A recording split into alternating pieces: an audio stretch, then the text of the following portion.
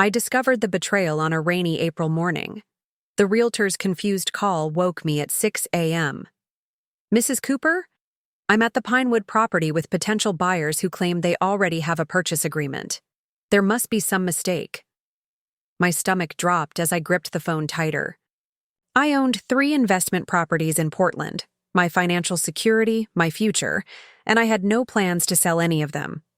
Before we jump back in, tell us where you're tuning in from, and if this story touches you, make sure you're subscribed, because tomorrow I've saved something extra special for you. "There must be some mistake," I repeated to Mark, the realtor who had helped me purchase the Pinewood Apartments 2 years ago. "I never authorized any sale." My hands trembled as I pulled, on jeans and a sweater, still clutching my phone. Daniel, my husband of 8 years, rolled over in bed, mumbling something about it being too early for calls. "The buyers have paperwork with signatures, Jessica," Mark continued, his voice tense. "They're saying the sale was arranged through Eleanor Mason. Isn't that your mother-in-law?" The world seemed to tilt sideways. Eleanor. Of course it was Eleanor. My mother-in-law had been increasingly desperate for funds to pay for my sister-in-law Vanessa's extravagant June wedding. A destination ceremony in Santorini, followed by a 300-person reception at Lakeside's most expensive venue, had pushed the budget well into 6 figures. But selling my property? That wasn't possible. She couldn't legally do that. "I'll be there in 30 minutes, I told Mark, ending the call. I turned to Daniel, who was now sitting up, watching me with a puzzled expression. "What's going on?" "Your mother," I said, my voice shaking with anger, "is trying to sell Pinewood, my property, to fund Vanessa's ridiculous wedding." Daniel's face registered shock, then immediately shifted to defensive. "That's not possible, Jess. Mom wouldn't do that. There must be some confusion." I'd heard that tone too many times in our marriage. Daniel instinctively defending his mother before even hearing me out. As I dressed quickly, I mentally cataloged the details of my property ownership. I'd purchased all 3 properties before. Our marriage, using the inheritance from my grandmother and my earnings from 5 years as a financial advisor. The properties were in my name only, though I'd added Daniel as a beneficiary should anything happen to me. More importantly, I'd arranged specific title restrictions on all 3 properties through my attorney, Michael Green. We'd created a trust structure that required multiple signatures and verifications for any sale to be valid. It was an unusual measure, but after witnessing Eleanor's manipulative behavior at close range for 8 years, I'd wanted the extra protection. Now, that precaution might save me. I drove to Pinewood in a daze, rain drumming on the roof of my car. When I arrived, Mark stood under the building's awning with an older couple who looked annoyed and a woman in a sleek pantsuit who I assumed was their agent. "Mrs. Cooper, these are the Hendersons," Mark began, his professional manner barely concealing his discomfort. "They have a signed purchase agreement for this property dated last week." Mrs. Henderson thrust a document toward me. "We've already put down a substantial deposit with your mother-in-law. Our moving truck is scheduled for next week." I scanned the paperwork, my worst fears confirmed.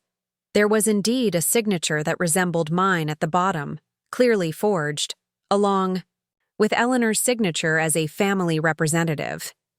The purchase price was nearly 30% below market value, a fire sale meant to generate quick cash. "This signature isn't mine," I said firmly, "and my mother-in-law has no legal authority to sell this property. I'm sorry you've been misled, but this sale is invalid." The Hendersons' agent stepped forward. "We have a signed agreement, Mrs. Cooper. Backing out now could result in legal action." I felt a surge of clarity cut through my panic. "Please, check the property records. This building is held in the Cooper Family Trust with specific title restrictions. Any valid sale requires signatures from both myself and my attorney, Michael Green, plus notarization and trust documentation. None of that is present here." The confidence in my voice must have registered because the agent's expression shifted. from aggressive to concerned. She pulled out her phone and began tapping furiously. "I suggest you speak with your title company," I continued. "They should have caught this immediately. And I strongly recommend you recover your deposit from Mrs. Mason before pursuing this further." As the agent confirmed my claims, the Hendersons' anger redirected from me to their own representation. I stepped away to make a call I should have made years ago. "Michael, it's Jessica Cooper. I need your help. The title restrictions we put in place?" Eleanor tried to sell Pinewood. Michael's response was immediate. "I'll meet you at my office in an hour. Bring any documentation you have. And Jessica, don't confront Eleanor yet. We need to understand the full extent of what's happened first." By the time I arrived at Green & Associates, my shock had transformed into a cold, focused rage. Michael greeted me with a sympathetic expression. "I've already checked the property records," he said, guiding me to his office. "The title restrictions are firmly in place. Any sale without your authenticated signature and mine is completely invalid." I collapsed into the chair across from his desk. "She forged my signature, Michael. My mother-in-law actually forged my signature to sell my property." Michael's expression darkened. "That's a serious criminal offense. I need to know if she's tried this with my other properties." The thought sent a new wave of panic through me. A few keystrokes and phone calls later, we discovered attempts to list both of my other properties as well, the duplex on Maple Street and the small 4-unit building on Riverside. The title restrictions had prevented the sales from proceeding, but the attempts had been made. "What about my bank accounts?" I asked, suddenly realizing how vulnerable I might be. More calls, more verifications. Eleanor had attempted to access my investment account, but had been blocked by the two-factor authentication. The enormity of her betrayal was still sinking in when my phone rang. "Daniel." "Jess, where are you?" "Mom's here, and she says there's some misunderstanding about Pinewood." I put the phone on speaker so Michael could hear. "It's not a misunderstanding, Daniel. Your mother forged my signature to try to sell my property. She listed all 3 of my buildings, actually, to fund Vanessa's wedding." "That can't be right," Daniel insisted, his voice rising. "Mom says you discussed this weeks ago, that you agreed to help with the wedding costs by liquidating one property." My laugh was bitter. I specifically refused to sell any properties when she asked in February. I offered to contribute $5,000 from our joint savings, which was already generous considering how your family has treated me. "Jessica." Eleanor's voice suddenly came through the speaker. She must have taken Daniel's phone. "This is all a terrible misunderstanding. I was only trying to help facilitate what you'd already agreed to. By forging my signature? By listing properties you have no legal right to sell?" "I never forged anything," she replied smoothly. "Daniel gave me permission to sign on your behalf as you were so busy with work." I looked at Michael, who was taking notes, his expression grim. "Daniel doesn't have the legal authority to authorize that, Eleanor, and we both know I never agreed to any sale." "This family emergency requires sacrifice from everyone," Eleanor continued as if I hadn't spoken. "Vanessa's wedding is in 6 weeks. The vendors need payments now. You're being selfish, holding on to those properties when the family needs help." "Those properties are my financial security," I replied, struggling to keep my voice level. "They have nothing to do with your family." "But they could be family assets if you weren't so insistent on keeping everything in your name," Eleanor shot back. "That's why Daniel agreed we should move forward with the sale." I looked at Michael, whose eyebrows had shot up at this admission. "Eleanor, I'm with my attorney right now. You've just admitted to attempting to sell property you don't own. That's fraud, and it's a criminal offense." A long silence followed. When Eleanor spoke again, her voice had lost its confident edge. "I'm sure we can work this out within the family, Jessica. There's no need for attorneys." "I think there's every need," I replied. Preparing and narrating this story took us a lot of time, so if you are enjoying it, subscribe to our channel. It means a lot to us. Now back to the story. Don't contact me again except through Michael. And Daniel? I added, knowing he was listening. I'll be staying at Sophia's tonight. I need time to think. As I ended the call, Michael leaned forward. Jessica, this goes beyond a family disagreement. This is criminal fraud, identity theft, and attempted conversion of assets. You need to decide how you want to proceed. I stared out his office window at the rain, which had intensified into a downpour.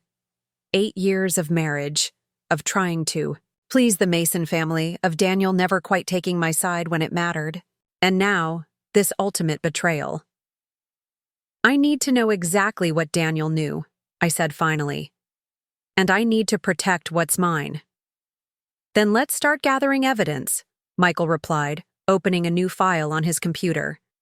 Every email, every text, message, every conversation you can recall about these properties and about Vanessa's wedding. We need to establish a clear timeline. As I began recounting the details, a strange calm settled over me.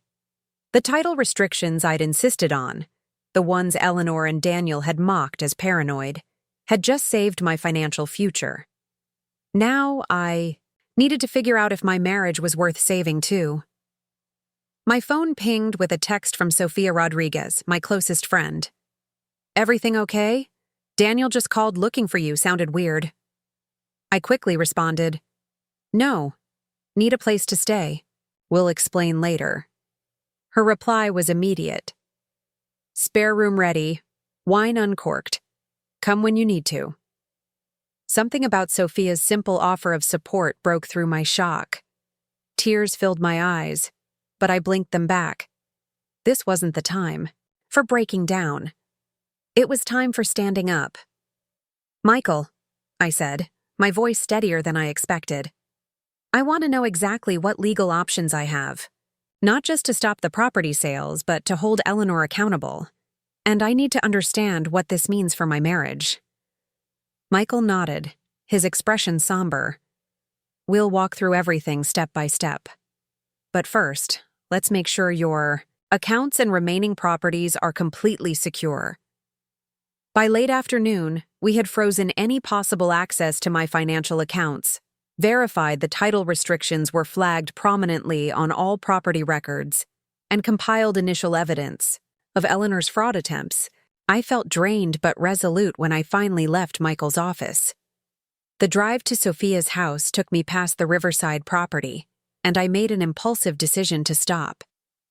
This small apartment building had been my first real estate investment, purchased when I was just 27 with every penny I had saved. I'd renovated it myself on weekends, getting to know the tenants, creating a community. Eleanor had always dismissed it as that shabby little building in the bad part of town. Now she had tried to sell it out from under me. I parked and just stared at the building in the fading light.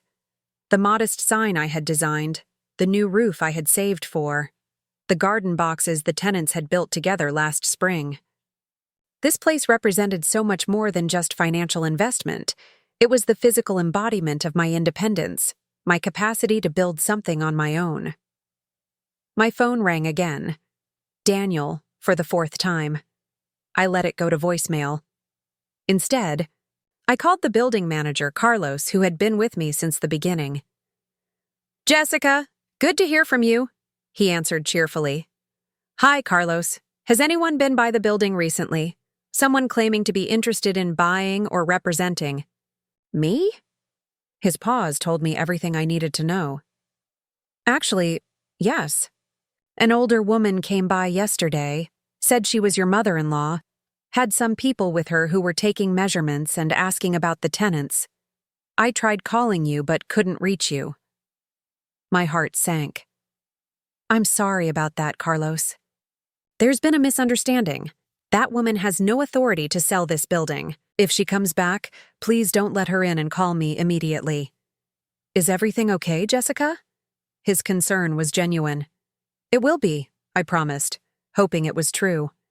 I just need to sort out a family situation, but please know this building. is not for sale, and anyone who says otherwise is not representing me. After hanging up, I sat in my car as darkness fell, rain still drumming on the roof. 8 years of marriage, dissolving in a single day because of garden parties in Santorini and Eleanor Mason's entitlement. I finally started the car and headed to Sophia's, my mind made up. Whatever happened next, I would never again let anyone make me doubt my own judgment or threaten what I had built. Sophia opened her door before I even knocked, enveloping me in a fierce hug. "Daniel called again," she said, leading me inside. "I didn't tell him you were coming here. Now sit down and tell me everything." So I did, the whole sordid story spilling out between sips of wine and occasional tears. Sophia listened without interruption, her expression growing increasingly outraged. "That manipulative witch," she finally exploded when I finished. "And Daniel, he actually tried to defend her?" "He always does," I said quietly. "That's the problem. It's never really been me and Daniel as a unit. It's always been Daniel and his family, with me on the outside." "What are you going to do?" Sophia asked, refilling our glasses. I took a deep breath. "I'm going to fight. Not just to protect my properties, but to finally stand up for myself. Michael thinks we have enough for criminal charges against Eleanor." "Good," Sophia nodded firmly. "She deserves it." "But that's not enough," I continued. "I need to understand exactly what Daniel knew. If he authorized her to forge my signature." Sophia's expression softened. "That would be the end, wouldn't it?" "Yes," I whispered, finally admitting it to myself. "It would." My phone pinged with another text. Daniel again. "Please come home. We need to talk about this face to face." "Mom?" Is upset and confused. I showed the message to Sophia, who rolled her eyes. Still making it about her feelings. Typical. I didn't respond to the text. Instead, I set my phone aside and really looked at Sophia's home for the first time since arriving. The colorful art on her walls, the books stacked everywhere, the overall sense of comfort and self-expression. Her house felt like her, authentic, warm, unapologetic. When had my own home started feeling like enemy territory? "I can stay up if you want to talk more," Sophia offered as I yawned despite myself. I shook my head. "I'm emotionally exhausted. But thank you. For everything." In the quiet of her guest room, I finally let the tears come. Not just for today's betrayal, but for years of small compromises, of swallowed objections, of trying to earn acceptance from a family that would always see me as an outsider. By the time sleep finally claimed me, I had cried out 8 years of accumulated grief. I was awakened at 3 a.m. by my phone buzzing persistently. Fumbling in the dark, I saw it was Daniel. "What?" I answered, my voice rough with sleep. "Where are you?" He sounded desperate, maybe even a little drunk. "I've been calling for hours." "I told you I'm staying with Sophia. I need space to think." "You need to come home," he insisted. "Mom explained everything. There's been a huge misunderstanding." I sat up, suddenly wide awake. "Did your mother forge my signature to sell my properties without my consent?" A pause. "She says you had discussed selling one property. She was just trying to help expedite things." "That's a yes, then," I replied coldly. "Did you tell her she could sign my name?" Another, longer pause. "I might have said you wouldn't mind if she moved things forward while you were busy with work." The last fragile thread of hope I'd been clinging to snapped. "Do you understand that's fraud, Daniel? That you just admitted to being complicit in a criminal act against me? Your wife?" "Don't be so dramatic," he scoffed. "This is family, not some legal battle. Vanessa needs this wedding to happen, and Mom is under tremendous pressure. And what about what I need? What about the fact that those properties represent years of my hard work? That they're my financial safety net?" "We're married, Jess. Daniel said, his tone shifting to the reasonable voice he used when trying to convince me to go along with his family's demands. What's yours is mine. We're supposed to help family in times of need. Something broke loose inside me, a clarity I hadn't felt in years. No, Daniel. What's mine is mine. Those properties are in my name alone. With legal restrictions, your mother tried to circumvent. And as for family? You chose your mother over me today. Maybe you always have. That's not fair. I'm going to hang up now, I interrupted. I have a meeting with Michael tomorrow to discuss pressing charges against your mother. Whether I include you in those charges depends on what else I discover about your involvement. Charges? Jessica, you can't be serious. This is my mother we're talking about. And I'm your wife, or I was. The words hung between us, their implication clear even through the phone. Don't do anything hasty, Daniel pleaded, his voice suddenly sober. Just come home. We'll talk this through. I'm not coming home tonight. Maybe not ever. Goodbye, Daniel. I ended the call and turned off my phone completely. In the darkness of Sophia's guest room, I felt a strange mixture of grief and liberation.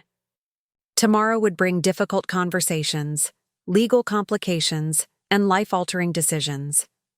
But for the first time in years, I would be making those decisions for myself, not to accommodate the Mason family's demands. The title restrictions I had insisted on, the legal precautions Eleanor and Daniel had dismissed as unnecessary, had just saved everything I had worked for.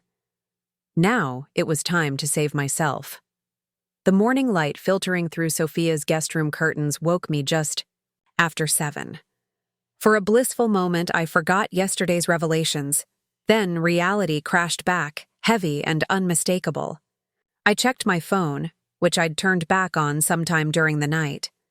17 missed calls from Daniel, 5 from Eleanor, 3 from Vanessa, 1 from an unknown number. I ignored them all and texted Michael. Still meeting at 9? His response was immediate. Yes. And Jessica, I did some digging last night. There's more you need to know. That didn't sound promising. I dragged myself to the shower, letting hot water wash over me as I tried to prepare for whatever new betrayals awaited. When I emerged, Sophia had coffee waiting, her expression concerned. You look like you barely slept, she said, pushing a mug toward me. That's because I barely did. I sank into a kitchen chair.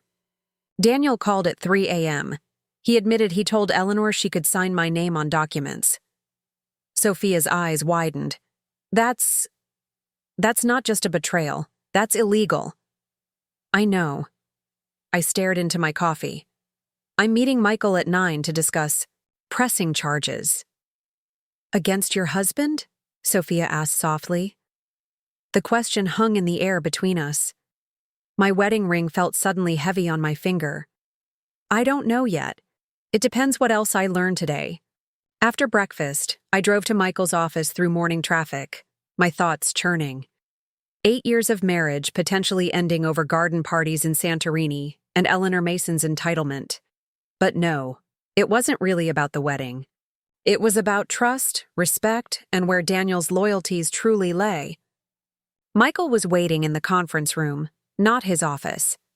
That was my first indication this meeting would be different.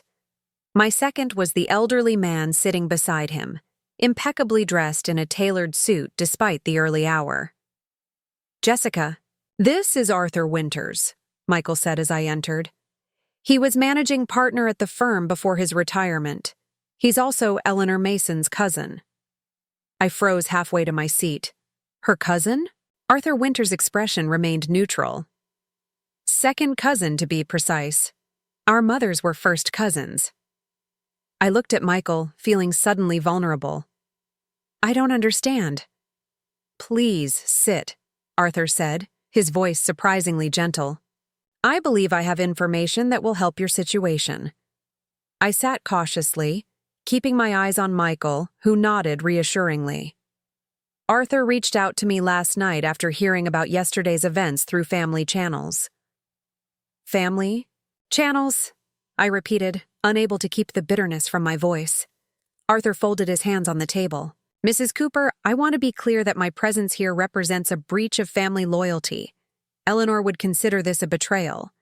But there are some behaviors I cannot condone, even from family. Something in his dignified manner reminded me of my own grandfather, principled, straightforward. I felt my defensiveness ease slightly. What behaviors specifically? Eleanor has a history of financial improvisation, Arthur said carefully. This isn't the first time she's attempted to appropriate assets that don't belong to her. Michael slid a folder toward me. Arthur has brought documentation of 3 previous incidents involving Eleanor manipulating family members' finances. I opened the folder to find neatly organized records, bank statements, legal correspondence, settlement agreements. The first set dated back 15 years and involved Eleanor borrowing $30,000 from her aunt's checking account without permission. She claimed Aunt Margaret had verbally agreed to lend her the money, Arthur explained. Margaret was beginning to show signs of dementia and couldn't clearly remember whether she'd agreed or not. The family pressured Margaret to let it go rather than involve authorities. The second incident involved Eleanor convincing her brother to add her to his investment account as a co-signer, then withdrawing substantial funds for what she called emergency family needs. The brother had eventually regained his money through legal threats, but had been ostracized by much of the family for taking action against Eleanor. The third and most recent case struck closest to home. 5 years ago, Eleanor had attempted to sell a vacation property co-owned by her husband Richard and his brother, forging Richard's signature on the paperwork. The sale had nearly gone through. Richard covered for her, Arthur said, watching my face as I absorbed this information. Claimed he had given verbal authorization for her to sign on his behalf. The brother was furious but eventually agreed not to press charges to preserve family harmony. 5 years ago, I said slowly. Daniel and I were already married. He never told me about this. I doubt he knows the full story, Arthur replied. Richard presented it to the children as a misunderstanding about paperwork, but I was the one Richard came to for legal advice before he decided to protect Eleanor. I closed the folder, my mind racing. Why are you showing me this? Arthur's expression was grave. Because I believe you're Eleanor's latest victim, and because I'm tired of watching her behavior go unchallenged due to family loyalty. What she's done to you is criminal fraud, and I want you to know you have support, even from within the Mason family, if you choose to pursue legal action. The unexpected alliance left me momentarily speechless. Michael filled the silence. Arthur has agreed to provide a formal statement about Eleanor's pattern of behavior if needed for either criminal charges or civil litigation. This could be extremely valuable evidence. I looked at Arthur, trying to understand his motivation. Won't this cause problems between you and the rest of the family? He smiled slightly. I'm 82 years old, Mrs. Cooper. I've reached an age where I care more about doing what's right than about family politics. Besides, I've always found Eleanor's behavior distasteful. Using her daughter's wedding as justification for theft is merely her latest manipulation. A thought struck me. Do you think Daniel knows about his mother's history? That this is a pattern? Arthur considered this. I suspect he knows pieces, but has been conditioned to minimize and excuse her behavior. The Mason family has a strong culture of closing ranks around their own, regardless of wrongdoing. The observation hit uncomfortably close to home. How many times had I watched Daniel defend his mother's increasingly outrageous demands and manipulations? How often had I compromised my own boundaries to keep peace? There's something else you should know, Michael said gently. We've been doing some financial investigations since yesterday. Eleanor has accumulated significant debt in recent months. Nearly $100,000 in new credit card charges and personal loans. My eyebrows shot up. For the wedding? Some of it, yes. But her spending patterns suggest other issues as well. Multiple Cash advances, charges at high-end retail stores, some significant payments to an entity called Lakeside Investments that we haven't been able to identify yet. She might have gambling problems, Arthur interjected quietly. There have been rumors in the family for years, though Richard always denied it. The pieces were starting to fit together. Eleanor's increasingly desperate attempts to secure funds for Vanessa's wedding weren't just about creating the perfect event. They were about covering mounting debts before Richard discovered the extent of her financial mismanagement. "What are my options?" I asked, looking between Michael and Arthur. Michael leaned forward. "From a legal standpoint, you have several. You can pursue criminal charges for the forgery and fraud. You can file a civil lawsuit for damages. You can seek restraining orders preventing Eleanor, and potentially Daniel, depending on his level of involvement, from accessing any of your properties or financial accounts." Arthur nodded solemnly. "All reasonable responses to what she's done." "And from a personal standpoint?" I pressed, needing guidance beyond the legal ramifications. Michael's expression softened. "That's entirely up to you, Jessica. But based on what we know about Daniel's awareness and participation in his mother's scheme, you have significant cause to reevaluate your marriage." The blunt assessment hurt, though it merely articulated what I'd been thinking since yesterday. I need to speak with Daniel face to face, to understand exactly what he knew and when. "That's reasonable," Michael agreed. "But I strongly advise having that conversation in a neutral location, not your home, and perhaps with a witness present." "I'll clear my schedule for the afternoon," Arthur offered unexpectedly. "If you'd like, I can be present for such a conversation. As Eleanor's relative, my presence might help prevent Daniel from dismissing your concerns as overreactions." The "we" offer touched me deeply. "Thank you, but I think this is a conversation Daniel and I need to have alone. I appreciate your support more than I can say, though." Arthur handed me his card with a personal number written on the back. "Call me anytime." "And Mrs. Cooper? I admire your composure in the face of this betrayal. That speaks to your character." After Arthur left, Michael and I spent another hour securing my financial accounts further and drafting formal notices to the title company and county records office documenting the fraudulent attempt to sell my properties. By the time I left his office, I felt better prepared but emotionally drained. I texted Daniel, "Meet me at Riverside Cafe at 1 p.m. Come alone." His response was immediate. "Thank God. We need to talk. Mom feels terrible about the misunderstanding." The persistent characterization of criminal fraud as a misunderstanding only strengthened my resolve. This wasn't a simple family disagreement. It was a deliberate attempt to steal from me, justified by family obligation. I arrived at the cafe early, choosing a table in the corner where we could speak privately but still be in a public place. When Daniel walked in, I was struck by how haggard he looked. Unshaven, dark circles under his eyes, hair uncombed. Some part of me still cared enough to feel a pang at his obvious distress.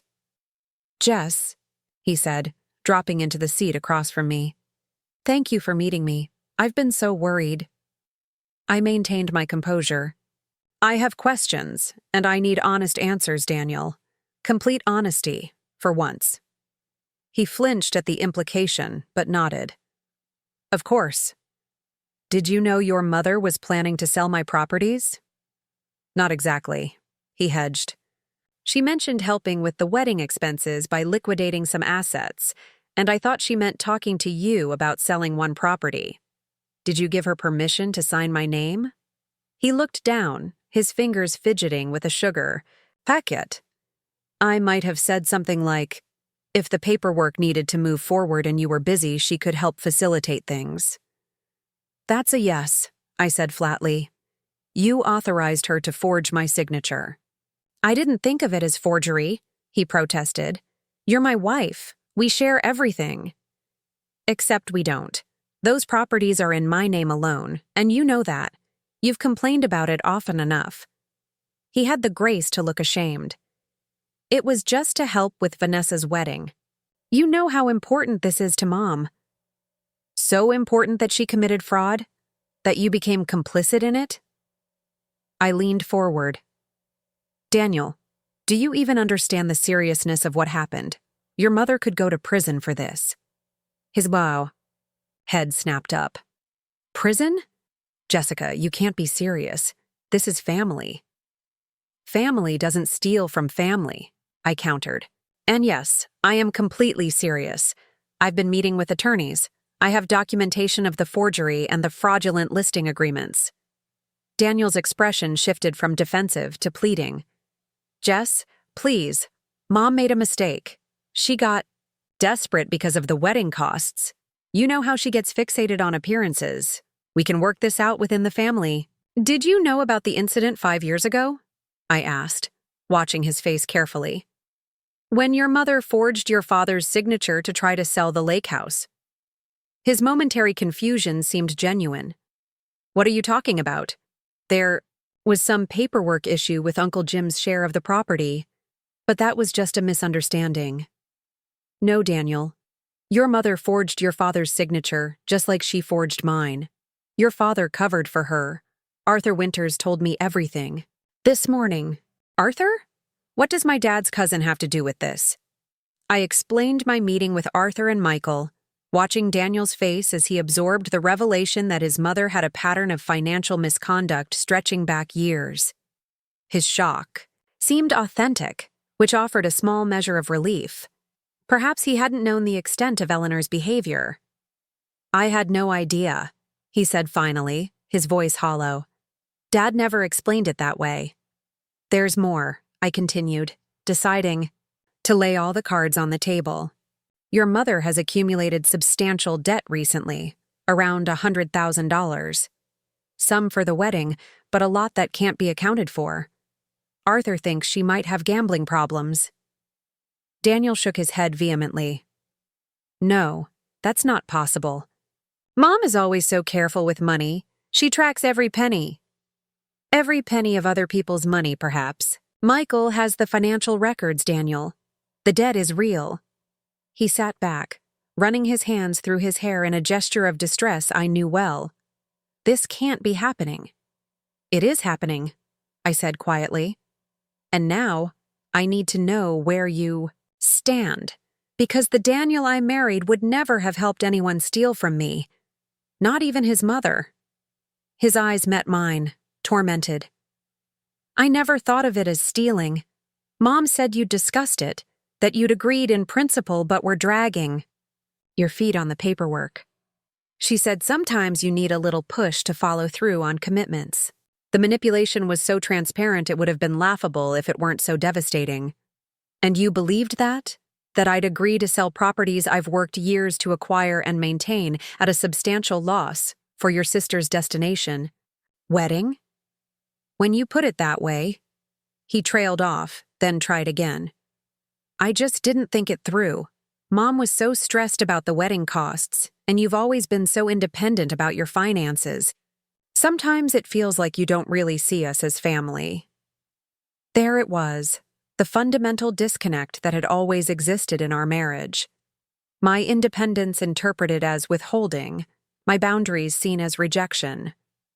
I've contributed to our household expenses equally since the day we married, I said carefully.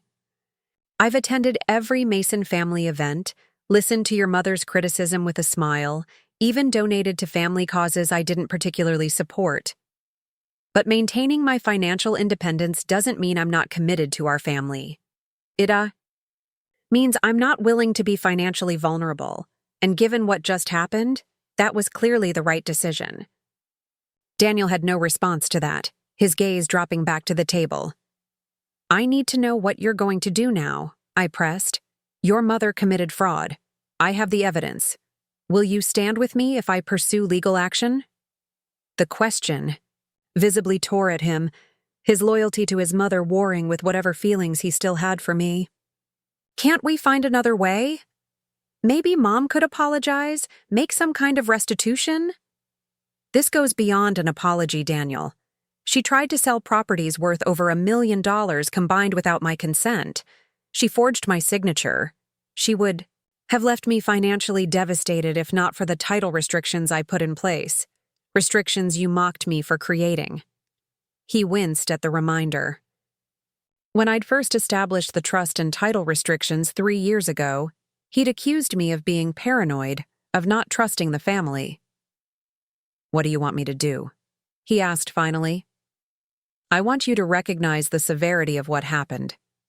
I want you to stop calling criminal fraud a misunderstanding, and I want you to decide whether your marriage vows mean more to you than protecting your mother from the consequences of her actions." Daniel looked genuinely torn, and despite everything, I felt a flicker of sympathy. He'd been raised in a family that prioritized loyalty above all else, that closed ranks around their own, regardless of wrongdoing, just as Arthur had described. Breaking free of that conditioning wouldn't be easy. "I need time to think," he said finally, "to process all this, to talk to Mom and get her side." I nodded, having expected nothing more. "I'll be staying with Sophia for now. I've already arranged to have some of my things picked up from the house." "You're moving out?" The reality seemed to hit him suddenly. "Jess, don't do this. We can work through this." "Maybe we can," I acknowledged. "But not while I'm living under the same roof as you. Not while you're still minimizing what happened. And certainly not while you're more concerned about your mother's feelings than about the fact that she tried to steal everything I've worked for." I stood to leave, then paused, one last question pressing on my mind. "Daniel, if the title restrictions hadn't stopped her, if your mother had succeeded in selling my properties, would you have told me before the sales went through? Or would I have discovered it only when strangers showed up to take possession?" His hesitation was answer enough. I would have made sure you were compensated fairly." The response broke something final inside me. "Goodbye, Daniel." I walked out of the cafe into bright spring sunshine that felt mockingly cheerful given my inner turmoil. I'd hoped the conversation would bring clarity, and in a way it had, just not the clarity I'd wanted. Daniel hadn't known the full extent of his mother's deception, but he'd been willing to participate in it. He'd chosen family loyalty over his commitment to me, and even now, he couldn't fully acknowledge the wrong that had been done. My phone rang as I reached my car. Sophia. "How did it go?" she asked without preamble. "About as expected," I replied, my voice steadier than I felt. He didn't know everything, but he knew enough. "He's still calling it a misunderstanding." Sophia's sigh was audible. "I'm sorry, Jess. What's your next move?" "I need to see the Riverside property," I said, the decision forming as I spoke. "I need to check on things there, make sure Eleanor hasn't caused problems with the tenants." "Want company?" I considered it briefly. "No, I think I need some time alone to think. But thank you." "My door's open whenever you need it," Sophia assured me before hanging up. 20 minutes later, I pulled up to the Riverside property. The small 4-unit building looked unchanged. The fresh paint I'd had applied last summer still bright. The modest landscaping well-maintained. Carlos's truck was parked outside. A welcome sight.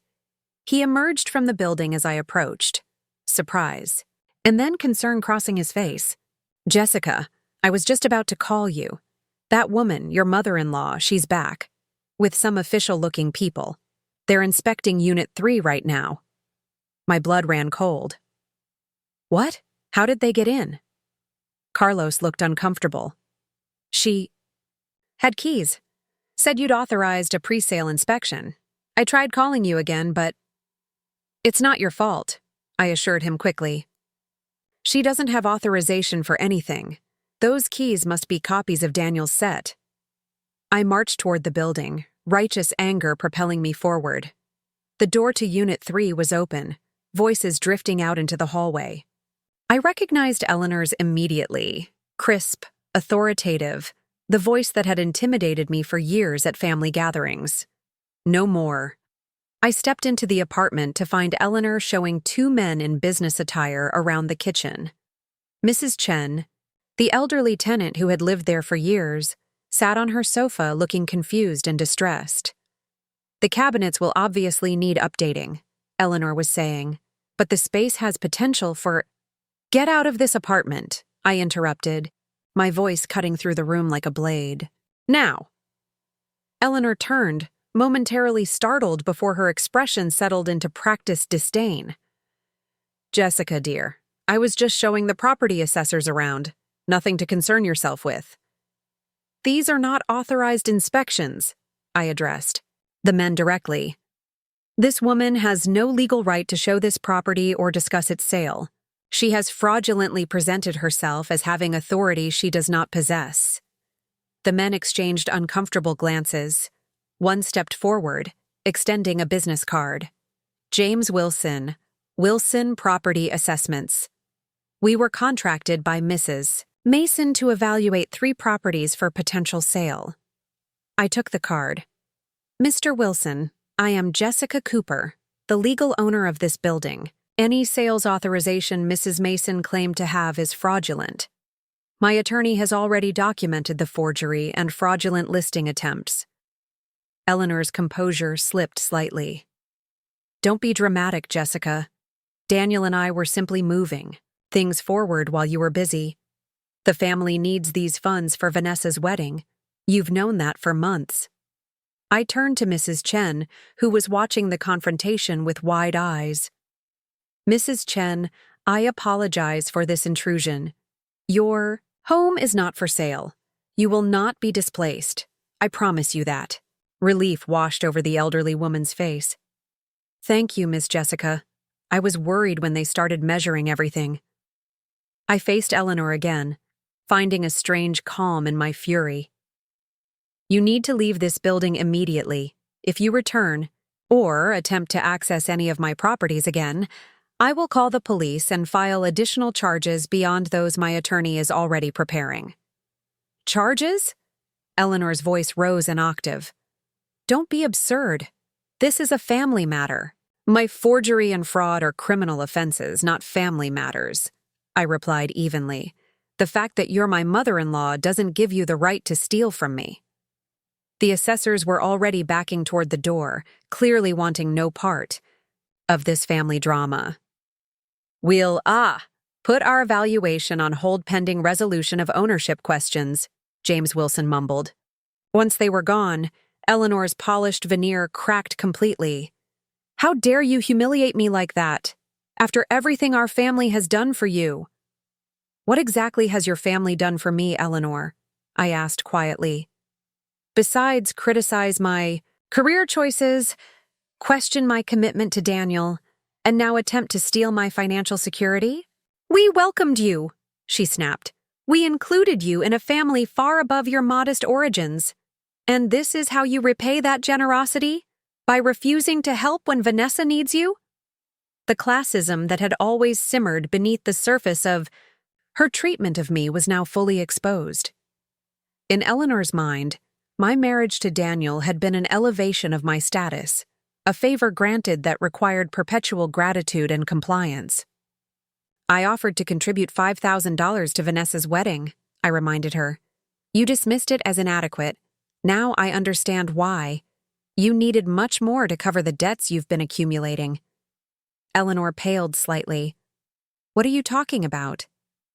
The credit card debt, the personal loans, the payments to Lakeside Investments.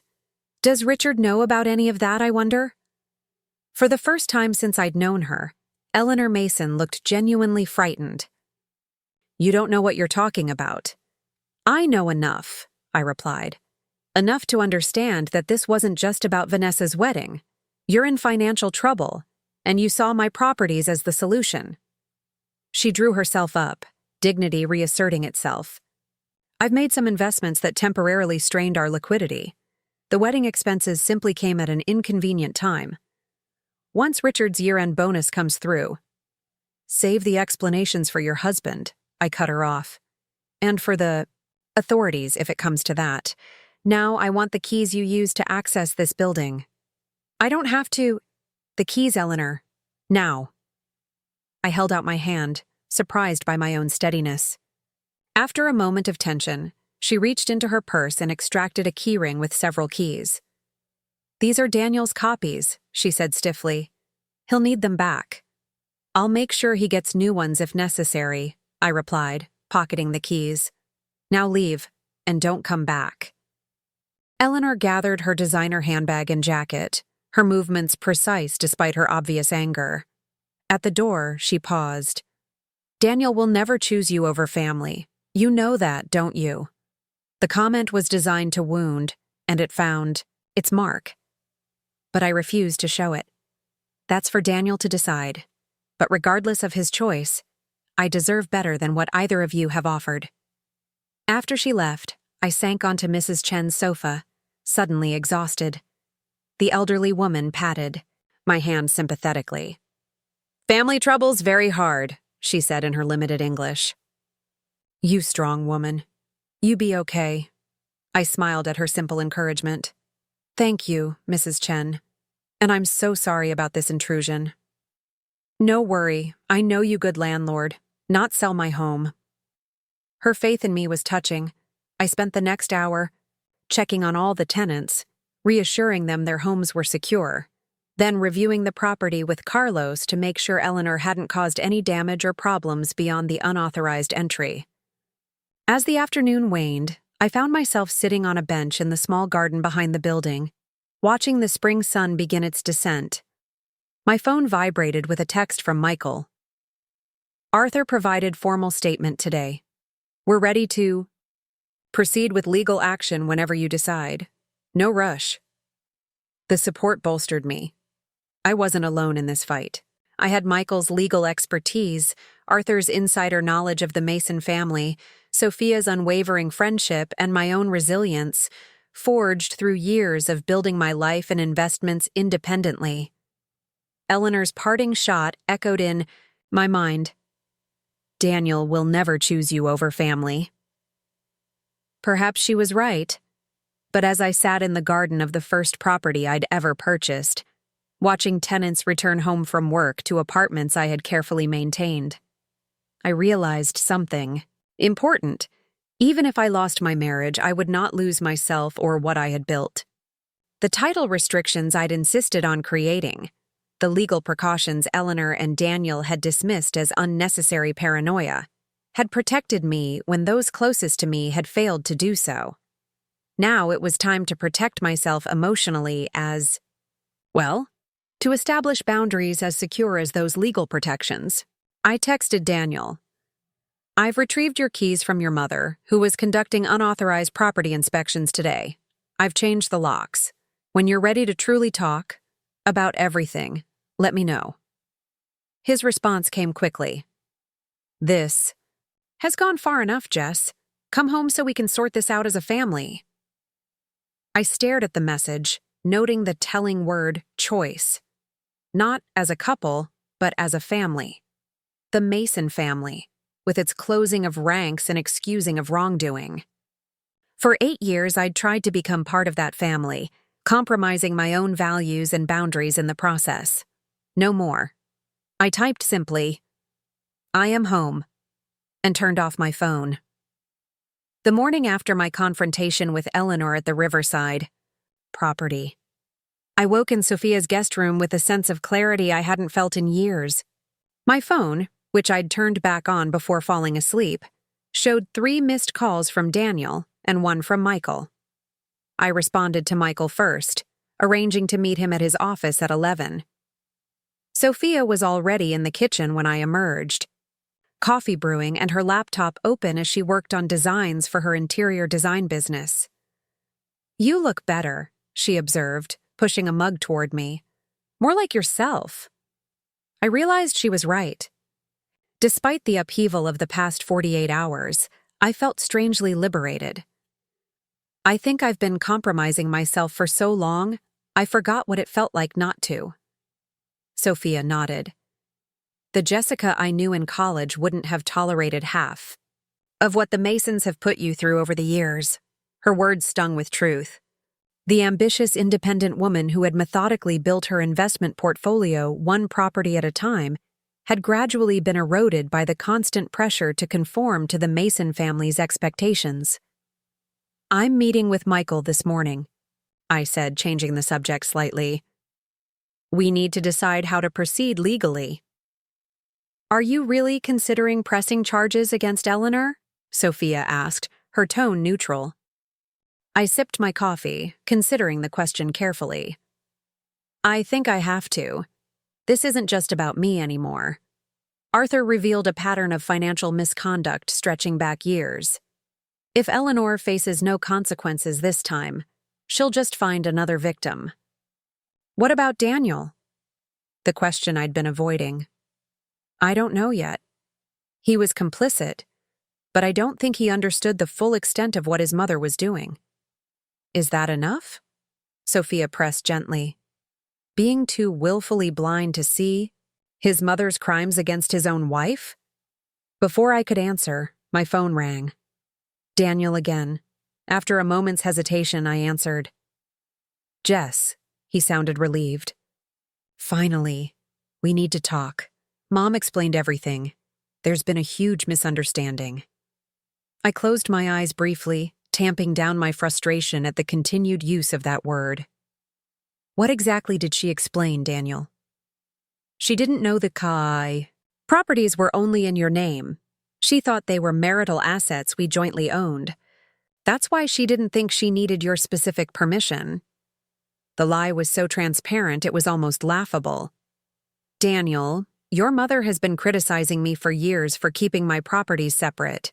She knows perfectly well they're in my name alone. Well, she thought you'd change things when we refinanced last year. We didn't refinance the properties last year. We refinanced our house. The properties were never part of that discussion. A pause. Maybe she confused. Stop, I interrupted. Just stop. Your mother knew exactly what she was doing. She forged my signature because she knew I wouldn't agree to sell. You know it too, which is why you gave her permission to sign for me instead of discussing it with me directly. Another pause. Longer this time. When Daniel spoke again, his voice had lost its reasonable tone. What do you want, Jessica? Money for your precious properties? Fine, I'll get it somehow. But this has to stop. You're tearing the family apart over what was honestly just an attempt to help Vanessa. This isn't about money, I said quietly. It's about trust. It's about respect.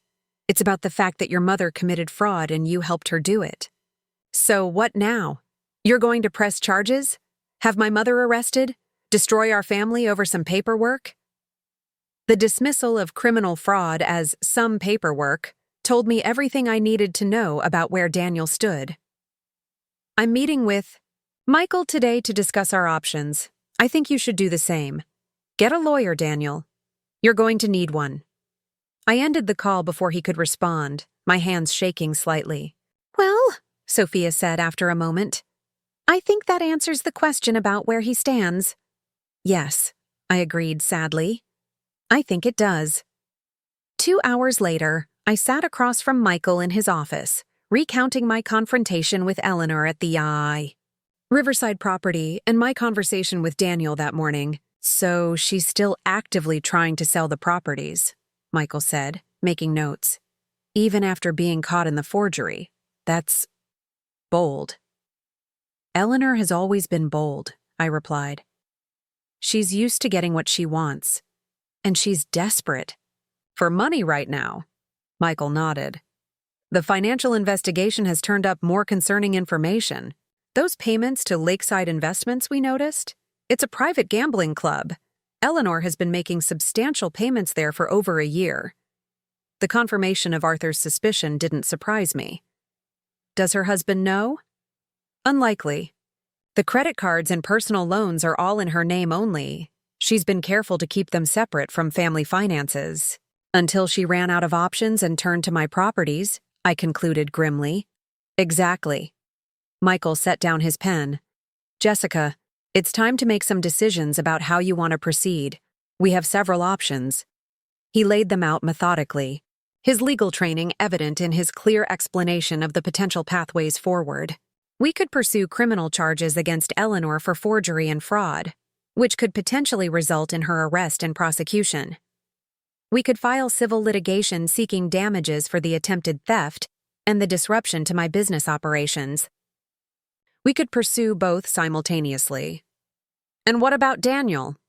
I asked, the question heavy in my heart. Michael's expression softened slightly. Based on what you've told me, Daniel was complicit, but perhaps not fully aware of the extent of the fraud. He gave verbal permission for his mother to sign documents on your behalf, which is still legally problematic, but less clearly criminal than Eleanor's direct forgery. So I could pursue charges against Eleanor without necessarily including Daniel. You could, Michael confirmed, though his involvement would likely come to light during any investigation. At minimum, he would be called as a witness.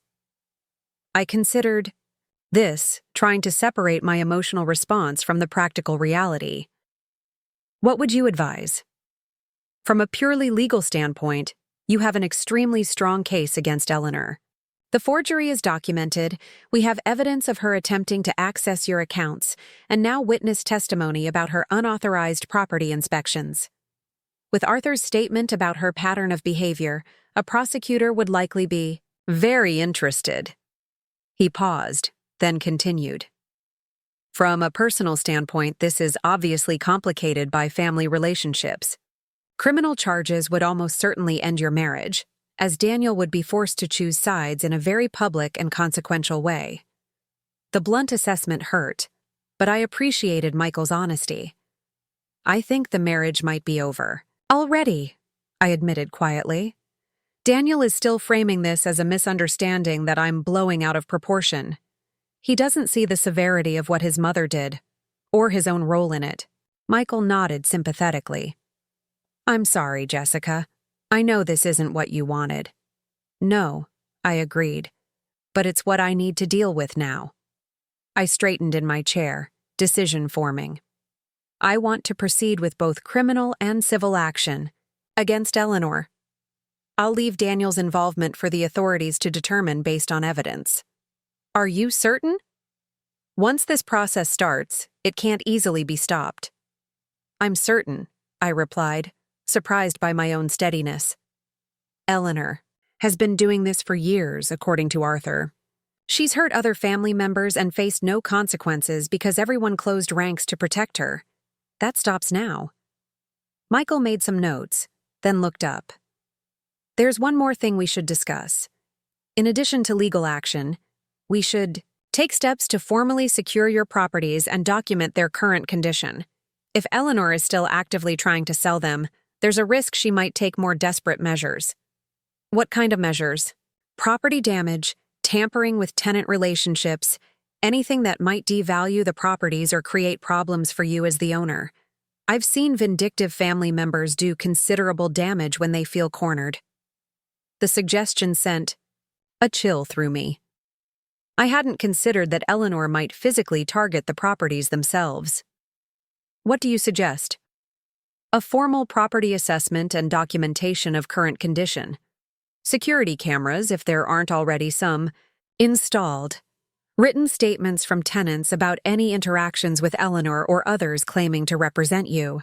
And formal notification to all relevant parties, real estate agents, property management companies, title companies, about the fraudulent attempts so they're on alert. I nodded, making mental notes. I'll start on that today. One more thing, Michael added. You might want to consider restraining orders to legally prevent Eleanor, and possibly Daniel, from accessing the properties at all. The thought of taking out a restraining order against my own husband was jarring, but I forced myself to consider it objectively.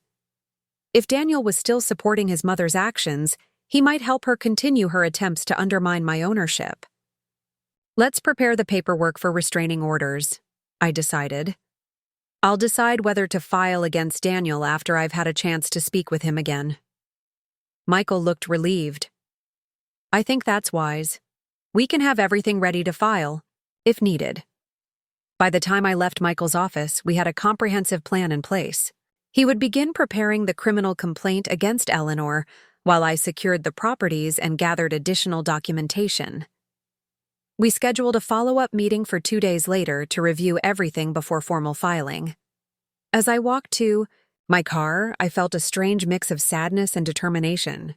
This wasn't how I'd imagined my life unfolding, preparing legal action against my mother-in-law while my marriage crumbled. But I couldn't ignore the clarity that had come with Eleanor's betrayal. For years, I'd compromised to maintain peace, allowed boundaries to be pushed for the sake of family harmony. That time was over. My phone rang as I reached my car. An unfamiliar number. Jessica Cooper? A woman's voice I didn't recognize. Yes? This is Vanessa. We need to talk. My sister-in-law, Daniel's younger sister and the bride-to-be whose wedding had become the justification for Eleanor's theft. In 8 years of marriage, Vanessa and I had never been close. She'd always sided with her mother in any family dispute, viewing me as an outsider who had somehow entrapped her beloved brother. "I'm not sure we have anything to discuss, Vanessa." "Please," she said, her voice lacking its usual entitled edge. "Not over the phone. Can we meet somewhere?" Curiosity won out over caution. "Fine, Riverside Cafe in an hour." "Thank you," she said, sounding genuinely relieved before hanging up. I texted Sophia to let her know about the meeting, a precaution in case things went badly. Then I called Carlos at the Riverside property to check on the security measures I'd asked him to implement that morning. "All set, Jessica," he reported. "New locks installed on all entries, security cameras up at the front and back doors. I've spoken with all the tenants, and they know not to allow entry to anyone claiming to represent you unless they hear directly from you first." "Thank you, Carlos. You've been amazing through all this." "Hey, you gave me a chance when no one else would," he said simply. "I don't forget things like that." His loyalty touched me deeply. Carlos had been a handyman with a spotty employment record when I hired him 4 years ago. Other property owners had been put off by his tattoos and history of minor legal troubles, but I'd seen his mechanical aptitude and work ethic. He'd proven to be the most reliable employee I'd ever had. "I'm heading to the Maple Street property next," he continued. "Same security upgrades there. Should be done by evening." "Perfect. Let me know when it's complete." I arrived at the cafe early, choosing a table with a clear view of the entrance. Vanessa arrived precisely on time, looking less polished than usual. Her normally perfect hair was pulled back in a simple ponytail, and she wore jeans instead of her typical designer outfits. "Thank you for meeting me," she said, sliding into the seat across from me. I nodded but didn't reply, waiting to hear why she'd reached out. Vanessa fidgeted with her engagement ring, a massive diamond that must have cost her fiancé a small fortune. "I need to understand what's happening. Daniel says you're threatening to have Mom arrested for trying to help with my wedding." The framing was so slanted it almost made me laugh. "Is that how they're explaining it? That Eleanor was trying to help?" "She said there was a misunderstanding about selling one of your rental properties to help cover the wedding costs." "It wasn't a misunderstanding, Vanessa. Your mother forged my signature on sales documents for all 3 of my properties without my knowledge or consent. That's fraud. It's a felony." Vanessa's eyes widened slightly. "All 3 properties? But she told me you'd agreed to sell the small one to help with the wedding." "I never agreed to sell anything. When your mother asked in February, I offered $5,000 from our joint savings toward your wedding. She dismissed it as inadequate." $5,000. Vanessa trailed off, looking confused. "Mom told me you refused to contribute anything, that you said Santorini was an extravagant waste." I sighed, unsurprised by Eleanor's manipulation. "I did say the destination wedding seemed excessive given your father's recent retirement, but I never refused to contribute. Your mother wanted substantially more than I was comfortable giving. So she just decided to sell your properties?" Vanessa seemed to be genuinely trying to understand. "She tried to. She forged my signature on listing agreements for all 3 properties, at substantially below market value for quick sales. If the title restrictions I put in place hadn't flagged the suspicious transactions, I might not have discovered it until The properties were sold. Vanessa was silent for a long moment, absorbing this information. When she spoke again, her voice was quieter. Why would she do that? It doesn't make sense. Dad has plenty of money for the wedding. He complained about the cost, but he approved the budget months ago. This was new information. Your father approved the full budget for Santorini? The venue, the flights for family members, everything? Yes, back in January. He said it was excessive, but that he'd cover it as his gift to us. Vanessa paused, her brow furrowing. Wait, if Dad already approved the funding, why would Mom need to sell your properties? The question hung between us, the obvious answer taking shape in Vanessa's expression, even as I voiced it. Because the wedding isn't what she needs the money for. It's an excuse. But what else would she? Vanessa trailed off, then her eyes widened. The gambling. Dad's always said those rumors about Mom were just malicious gossip from jealous relatives. I watched her connect the pieces, sympathy rising despite our historically strained relationship. Vanessa had always idolized her mother, adopting Eleanor's tastes, mannerisms, even her judgmental attitude toward me. This revelation would shake the foundation of that relationship. We've found evidence of substantial gambling debts, I confirmed gently. Credit cards, personal loans, regular payments to a private gambling club called Lakeside Investments. Vanessa's face paled. Lakeside. Mom goes there 3 or 4 times a week. She told me it was a women's social club. I'm sorry, Vanessa. I know this must be difficult to hear. She shook her head slightly, as if trying to clear it. No, I'm the one who should be sorry. I had no idea any of this was happening. I've been so wrapped up in wedding planning, I didn't see. She trailed off, then looked directly at me. Are you really going to press charges? The question was asked without her usual hostility, just genuine concern. I'm planning to, I admitted. This isn't an isolated incident. According to Arthur Winters, your mother has done similar things to other family members over the years. Uncle Arthur is involved? Vanessa seemed shocked. He came forward voluntarily with information about previous incidents. He feels it's time your mother faced consequences for her actions. Vanessa absorbed this, her expression troubled.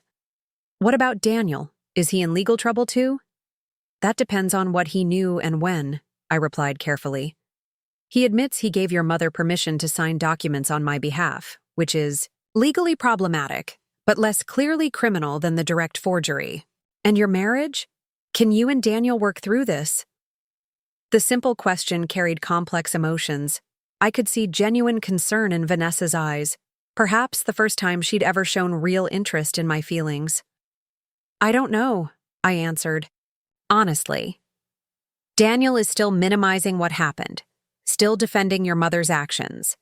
He sees this as me overreacting to a family misunderstanding rather than responding appropriately to criminal fraud. Vanessa nodded slowly. That sounds like Daniel. He's always protected Mom, even when… She stopped abruptly. Even when what? She seemed to debate whether to continue, then made a decision. Even when he shouldn't. When we were growing up, Mom could be difficult, especially with money. If things went missing, Dad's wallet, my babysitting money, anything, it was always misplaced or borrowed in an emergency. Daniel would back up whatever story she gave, even when we both knew it wasn't true. The insight into the Mason family dynamics added another layer to my understanding of Daniel's behavior. He'd been conditioned from childhood to cover for his mother's financial misconduct. I'm sorry I've been awful to you, Vanessa said suddenly, catching me off guard. Mom always made it seem like you were trying to separate Daniel from the family, like you thought you were too good for us. I believed her because she's my mother. I never questioned her version of things. The unexpected apology touched me. Thank you for saying that. I never wanted to separate Daniel from his family. I just wanted healthy boundaries. Boundaries aren't really the Mason family specialty, Vanessa said with a sad smile. Something I'm starting to realize I need to work on myself. We sat in silence for a moment, the years of tension between us shifting into something more complex. What happens now? Vanessa finally asked. I move forward with legal action against your mother. I secure my properties against further attempts to sell them, and I try to figure out if my marriage can be saved. And my wedding? The question wasn't asked with her usual entitled tone, but with genuine uncertainty. That's between you and your fiancé, and your parents. My legal actions against your mother might become public, which could complicate things socially. But that's not my primary concern right now. Vanessa nodded, accepting this. I should talk to Dad. He needs to know about Mom's gambling, even if he doesn't want to hear it. That would be wise, I agreed. Arthur might be able to help with that conversation. He seems to have a clear perspective on the family dynamics. As we prepared to leave, Vanessa surprised me again. Whatever happens with you and Daniel, I want you to know I'm sorry for how I've treated you. You didn't deserve that. The simple acknowledgement meant more than I expected. Thank you. That means a lot. And Jessica? Be careful. Mom doesn't handle exposure well. When people confront her about things she's done, she can get vindictive. The warning echoed Michael's earlier concerns. I'll be careful. We parted with an awkward but genuine hug, another first in our 8-year relationship. As I watched Vanessa walk to her car, I felt a complex mix of emotions. The conversation had humanized her in a way our previous interactions never had. Behind the entitled bride-to-be was a woman beginning to recognize the dysfunction in her family and her own participation in it. My phone rang as I reached my car. Michael. Jessica, we may have a problem, he said without preamble. Eleanor just filed a countersuit against you, claiming you've been systematically excluding Daniel from marital assets and financially abusing him by keeping property in your name only. She's asking the court to freeze all your assets pending investigation. The calculated attack took my breath away. Can she do that? It's a desperate move with little legal merit, but it could potentially create delays and complications. I'm already preparing our response, but I wanted you to know immediately. Thank you. I leaned against my car, processing this new development. Is there anything I need to do right now? Come to my office when you can. We should accelerate our timeline for filing the criminal complaint and restraining orders. Eleanor is clearly escalating. Vanessa's warning rang in my ears. Mom doesn't handle exposure well. She can get vindictive. I'll be there in 20 minutes, I promised, ending the call. As I drove to Michael's office, my resolve strengthened. Eleanor's counterattack confirmed what I already knew. She would use any tactic, no matter how dishonest, to protect herself and maintain control. She'd done it for years within the family, and now she was attempting to use the legal system to continue her manipulation. But unlike her previous victims, I had prepared for this possibility. The title restrictions that had prevented her from selling my properties would now serve as evidence of my foresight, not paranoia. The careful documentation of my premarital assets would demonstrate that keeping the properties separate wasn't financial abuse, but prudent asset management. Eleanor had miscalculated in targeting me. For years, I'd worked in the financial sector before focusing on my real estate investments. I understood documentation, due diligence, and the importance of clear paper trails. More importantly, I'd finally reached my limit for accommodating the Mason family's dysfunction at my own expense. By the time I arrived at Michael's office, my focus had shifted from uncertainty about pressing charges to absolute determination to see this through. Eleanor Mason had made a critical error in judgment. She had assumed my desire to maintain family peace would outweigh my willingness to defend what was mine. She was about to discover just how wrong she had been. I spent the rest of the day with Michael, accelerating our legal strategy in response to Eleanor's countersuit. By evening, We had filed for emergency protective orders for all 3 properties, submitted the criminal complaint against Eleanor for forgery and fraud, and prepared a comprehensive response to her baseless claims of financial abuse. The judge will likely rule on the protective orders within 24 hours, Michael explained as I gathered my things to leave. Until then, I recommend staying away from your home and the properties except for essential business. I'm still at Sophia's, I reminded him, but I need to check on the Pinewood property tomorrow. Carlos finished the security upgrades at the other buildings, but Pinewood still needs attention. Michael frowned. I'd prefer you not go alone. Eleanor knows you're pursuing legal action now. The situation could become volatile. I'll ask Sophia to come with me, I promised, and I'll be careful. As I drove back to Sophia's house, exhaustion settled over me like a heavy blanket.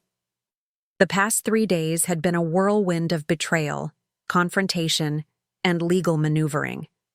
I'd barely had time to process the emotional impact of what was happening to my marriage and my relationship with the Mason family.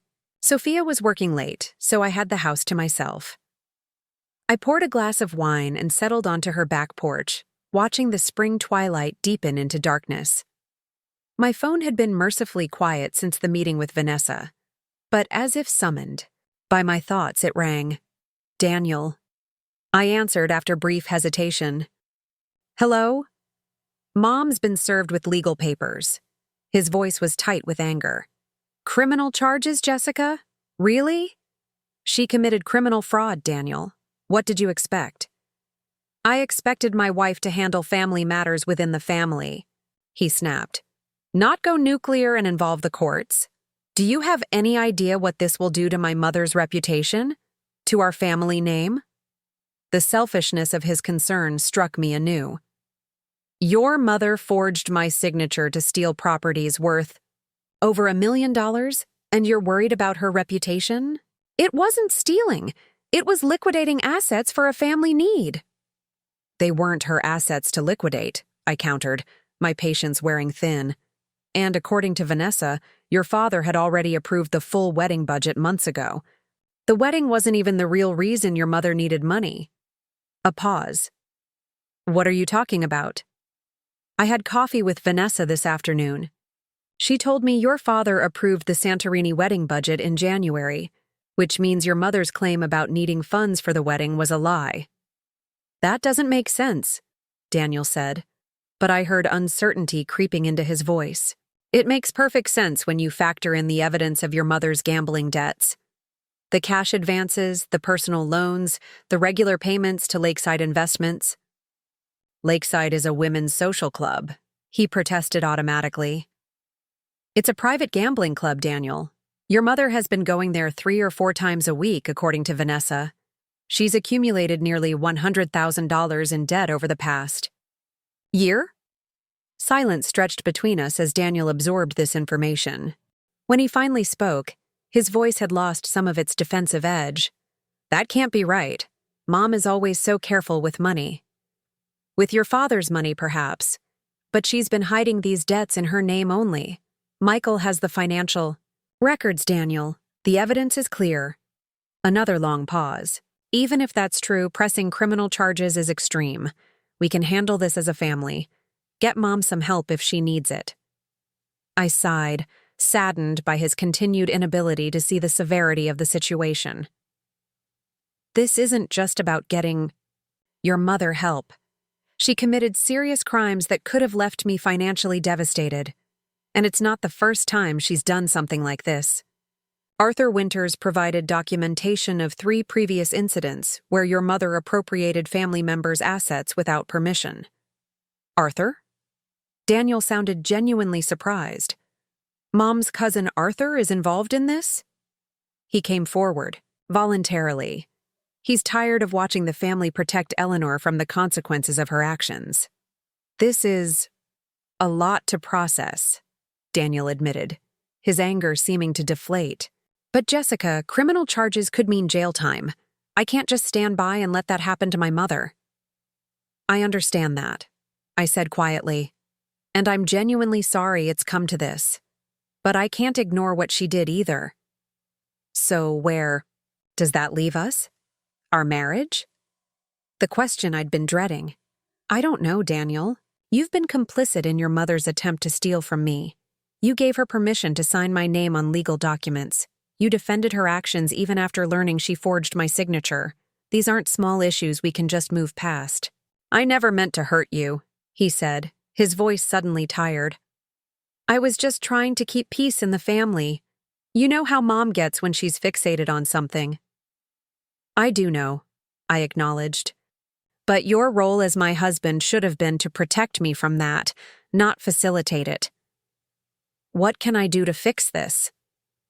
The question seemed sincere, though I wasn't sure if he was asking how to fix our marriage or how to extract his mother from legal consequences. First, you need to stop minimizing what happened, I replied carefully.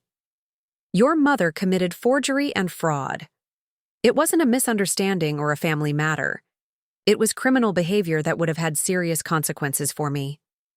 And then? Then you need to decide where your loyalties lie, Daniel. For 8 years, I've competed with your family for your attention and commitment. I've accepted coming second because I loved you. But I can't stay in a marriage where my husband helps his mother steal from me. The harsh truth hung between us. After a long moment, Daniel spoke again, his voice subdued. I need time to think. To talk to Dad and figure out what's really going on with Mom. I think that's wise, I said. In the meantime, I've filed for emergency protective orders for all 3 properties. Neither you nor your mother can legally access them until the court makes a ruling. You think we would damage your precious properties? Hurt and anger flashed back into his voice. After what's already happened, I'm not taking any chances, I replied evenly. Michael advised the protective orders as a standard precaution in these situations, and given your mother's countersuit claiming financial abuse, I agreed. Countersuit? What countersuit? So Eleanor hadn't told Daniel about her latest maneuver. Interesting. Your mother filed legal papers today claiming I've been financially abusing you by keeping property in my name alone. She's asking the court to freeze all my assets pending investigation. She did what? Daniel sounded genuinely shocked. I never agreed to that. You might want to have a conversation with your mother about what else she's done in your name without your knowledge, I suggested. It seems to be a pattern. After another long silence, Daniel sighed heavily. This is such a mess. I need to sort things out. Yes, I agreed simply. You do. After ending the call, I sat in the gathering darkness, turning the conversation over in my mind. Daniel seemed genuinely shocked by some of the revelations about his mother, particularly the countersuit and the gambling debts. Yet he'd still instinctively defended her, still framed her forgery as a misunderstanding rather than a crime. Could our marriage survive this? The question haunted me as I finally went inside to get ready for bed. 8 years together, building what I thought was a partnership. Now I wondered if it had ever been equal, if Daniel had ever truly put me first in any meaningful way. Morning came too quickly after another restless night. Sophia agreed to accompany me to the Pinewood property, where we met Carlos to complete the security upgrades. The locksmith is running late, Carlos informed us as we arrived. Should be here within the hour. In the meantime, I've started installing the security cameras at the main entrances. Thank you, Carlos, I said sincerely. I don't know what I'd do without you through all this. He shrugged, clearly uncomfortable with the praise. Just doing my job. Besides, you've always been fair to me. More than fair. As Carlos returned to his work, Sophia and I walked the property, checking each unit and common area to document current conditions. The Pinewood Apartments, a 12-unit building in a rapidly gentrifying neighborhood, had been my largest investment to date. I'd purchased it 2 years ago when the area was still considered marginal, recognizing the potential before most other investors. You really have a good eye for property, Sophia observed as we inspected the recently renovated laundry room. This building must be worth at least 30% more than what you paid for it. Closer to 40, I admitted. The neighborhood has developed faster than I anticipated. No wonder Eleanor targeted it, Sophia said darkly.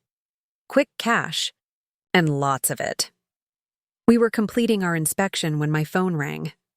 Michael. Good news, he announced without preamble. The judge granted all 3 protective orders. Neither Eleanor nor Daniel can legally come within 500 feet of any of the properties until the hearing next week.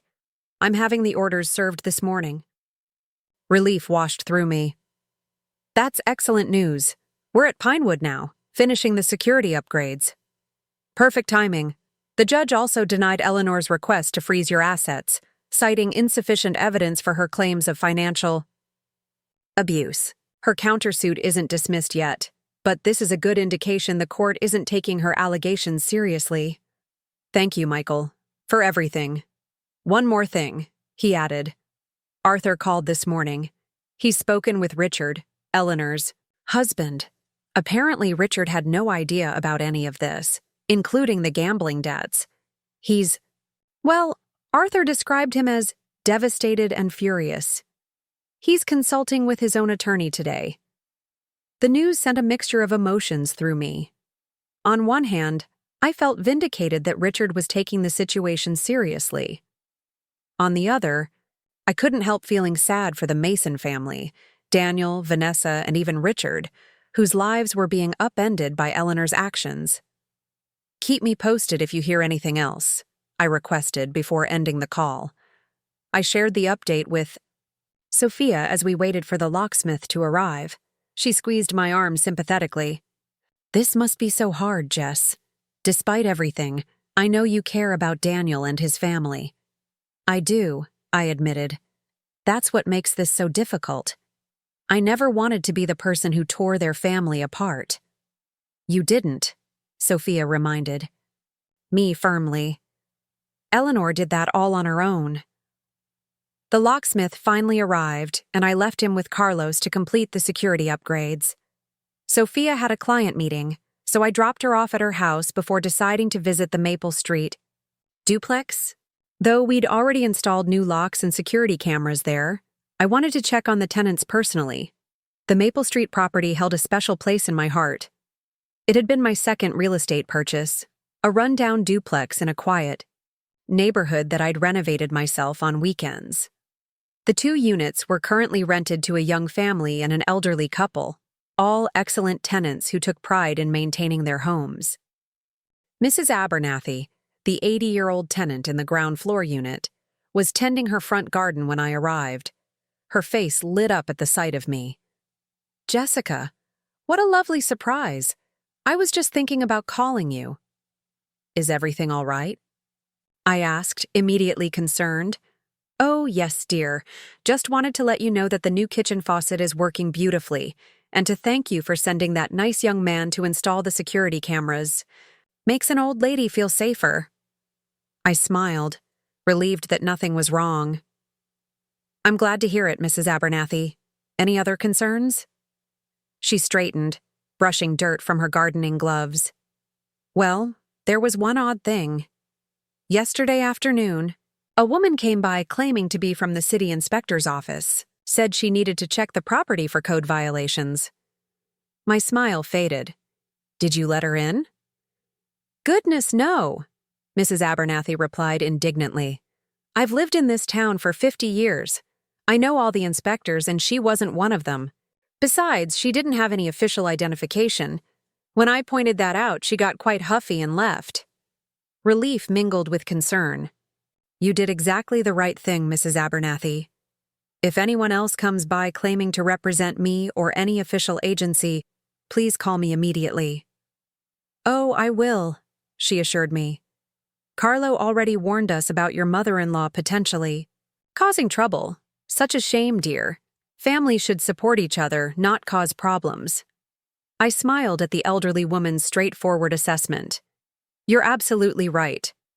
After chatting a bit longer with Mrs. Abernathy and checking in with the family in the upstairs unit, I headed back to my car, feeling a renewed sense of purpose. These properties represented years of careful planning and hard work. The people who lived in them trusted me to provide safe, well-maintained homes. I wouldn't let Eleanor's actions threaten that. My phone rang as I was about to drive away. An unfamiliar number. Jessica Cooper? A male voice I didn't recognize. Yes, who's calling? This is Richard Mason, Daniel's father. I tightened my grip on the phone, surprised. In 8 years of marriage to Daniel, I'd never received a direct call from Richard. Our interactions had always been at family gatherings, where he was typically quiet and deferential to Eleanor. "Richard, hello," I managed, unsure what to expect. "I'd like to meet with you," he said, his voice formal but not hostile. "To discuss recent events? Would that be possible?" I hesitated, uncertain if this was a good idea. "I'm not sure that's wise right now, given the legal situation." "I understand your caution," Richard replied, "but I'm approaching this independently of Eleanor. Arthur suggested I speak with you directly, and I value his judgment." The mention of Arthur reassured me somewhat. "What exactly did you want to discuss?" "Many things that would be better addressed in person," Richard said carefully. "I've learned some disturbing information over the past 24 hours. Information that has changed my understanding of the situation considerably." My curiosity won out over caution. "All right, when and where would you like to meet?" "Would 4 o'clock today work? There's a small coffee shop called Hartwell's on Main Street. It's quiet, discreet." "I know it," I said. 4 o'clock is fine." "Thank you, Jessica. I appreciate your willingness to meet." The call ended, leaving me with a mixture of apprehension and hope. Richard had always been something of an enigma to me, a successful financial advisor who seemed entirely dominated by his wife in personal matters. What disturbing information had changed his perspective, and what did he hope to accomplish by meeting with me? I texted Michael to inform him about the meeting, and then called Sophia to update her as well. Both expressed caution, but agreed the meeting could potentially be beneficial. "Just meet in a public place and don't agree to anything without consulting me first," Michael advised. "And let me know the instant it's over," Sophia added. "I want all the details." The hours until 4 o'clock passed slowly. I used the time to review documents with Michael via phone, check in with Carlos about the completed security upgrades at Pinewood, and try to organize my thoughts for the upcoming meeting with Richard. Hartwell's coffee shop was indeed quiet and discreet, tucked away on a side street off Main. Richard was already there when I arrived, seated at a corner table with 2 cups of coffee. "I took the liberty of ordering for you," he said as I approached. "Daniel mentioned you prefer lattes with an extra shot." The small detail, that Richard remembered my coffee preference from conversations with Daniel, caught me off guard. "Thank you," I said, taking the seat across from him. Up close, Richard looked older and more tired than I'd ever seen him. Though always lean, he now appeared almost gaunt, with deep lines etched around his eyes and mouth. "Thank you for agreeing to meet," he began formally. "I know the circumstances are difficult." "Yes," I agreed simply, waiting for him to continue. Richard took a deep breath. "Arthur has shared with me the documentation regarding Eleanor's previous financial misconduct. I was aware of some incidents, but not the full extent or pattern he described. I've also reviewed the evidence regarding the attempted sale of your properties and the forged signatures." I nodded but remained silent. "I want you to know that I had no knowledge of Eleanor's actions regarding your properties," Richard continued. "Nor did I authorize or condone them in any way." "I never thought you did," I assured him. He smiled sadly. "No, I suppose you wouldn't.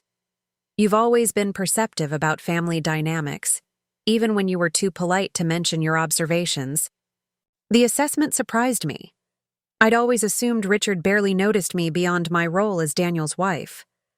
I've also discovered the extent of Eleanor's gambling problem," he continued, his voice tightening. Nearly $100,000 in concealed debt over the past year alone.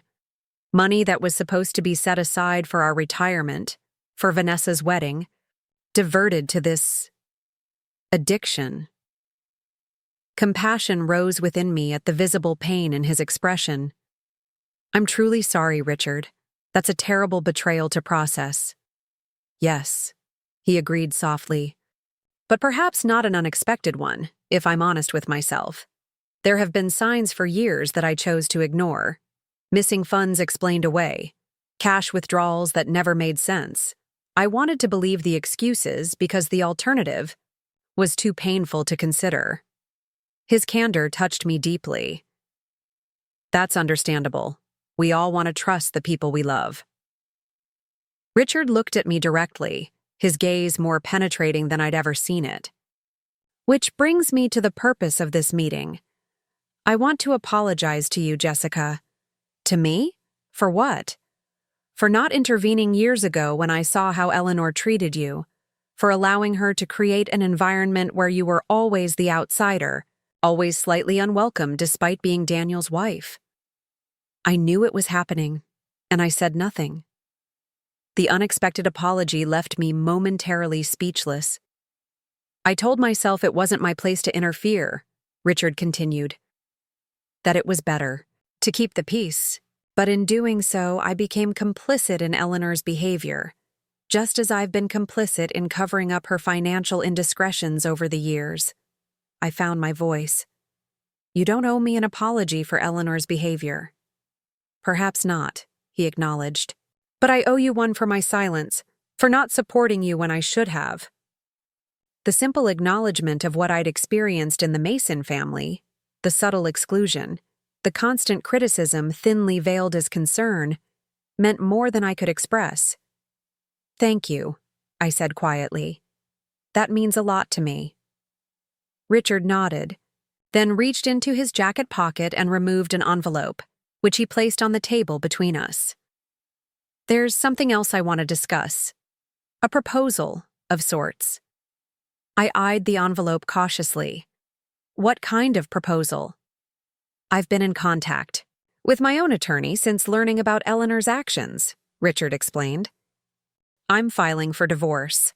After 35 years of marriage, that's not a decision I make lightly. But I cannot continue with someone who would betray not only me but our children and extended family as Eleanor has done. The news stunned me. From everything I knew about the Mason family, divorce was virtually unheard of. Family image and reputation always came first. I'm initiating the process for my own protection, Richard continued, but also to send a clear message to Daniel and Vanessa. Eleanor's behavior has been enabled by all of us for too long, and it ends now. I'm sorry it's come to this, I said sincerely. But I understand your decision. Richard tapped the envelope. As part of this process, I've been reviewing our financial situation. Eleanor's gambling has created significant debt, but our overall assets remain substantial. I want to make things right regarding your properties. I shook my head.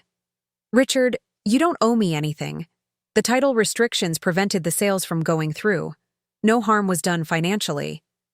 But harm was done, he insisted, to your peace of mind, to your relationship with Daniel, to your standing in the family.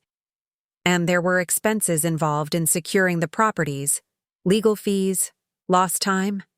He pushed the envelope toward me. This is a cashier's check for $50,000. It's meant to cover any expenses you've incurred and compensate somewhat for the distress caused. It comes from my personal accounts, not family funds, and accepting it would not impact any legal action you're taking against Eleanor. I stared at the envelope, unsure how to respond. That's very generous, but it's not generosity, Richard interrupted gently. It's restitution. There's a difference. His choice of words gave me pause. Restitution implied acknowledgement of wrongdoing and a desire to make amends, exactly what had been missing from the Mason family's response to Eleanor's behavior. There's one more thing, Richard added. I've spoken with Daniel this morning. Really spoken with him, perhaps for the first time in years. He's struggling, Jessica, torn between loyalty to his mother and his growing recognition of her manipulation. My heart squeezed painfully at the mention of Daniel. Despite everything, I still cared deeply about him. How is he? Confused, angry, ashamed. Richard sighed heavily. I raised him to believe that family loyalty was paramount, that we present a united front to the world regardless of private disagreements. Now he's realizing that philosophy enabled serious harm within the very family it was meant to protect. Has he decided what he's going to do about the legal situation? Richard's expression softened. He's agreed not to interfere with the criminal complaint against Eleanor. He won't be testifying on her behalf or supporting her defense. That was a difficult decision for him, given his lifelong pattern of protecting her. The news brought unexpected relief. I hadn't realized how much I'd been dreading the possibility of facing Daniel in court, on opposite sides of such a painful situation. As for your marriage, Richard continued, that's between you and Daniel.